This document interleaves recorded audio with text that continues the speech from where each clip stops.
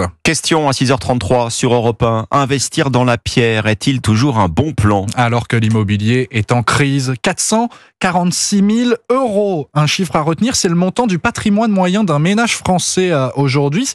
Et c'est plus 13% en 15 ans. Autrement dit, finalement, la hausse des prix a largement contribué à enrichir les Français. Et Barthélémy Philippe, l'augmentation a été telle que la crise actuelle qui touche le secteur et le marché ne devrait pas entamer le patrimoine des ménages. Oui, entre 2013 et 2022, les prix de l'immobilier ont augmenté de 30%, de quoi apprécier fortement le patrimoine des ménages. Le retournement actuel du marché inquiète donc logiquement les propriétaires, mais il y a de quoi rester serein, selon l'expert immobilier Henri Buzicazo. La valeur du patrimoine immobilier des ménages français a baissé. Moins de 5% d'entre eux sont vendeurs. Donc c'est une dépréciation virtuelle. Aucune raison que les prix baissent à due proportion de leur augmentation pendant 15 ans. Cette augmentation, elle a été fondée par les travaux de rénovation, par l'évolution des infrastructures. Dans certaines villes, la dépréciation du patrimoine immobilier des Français est tout de même importante. À Nantes, la chute des prix de 8% l'an dernier a quasiment annulé les hausses enregistrées sur les 5 années précédentes.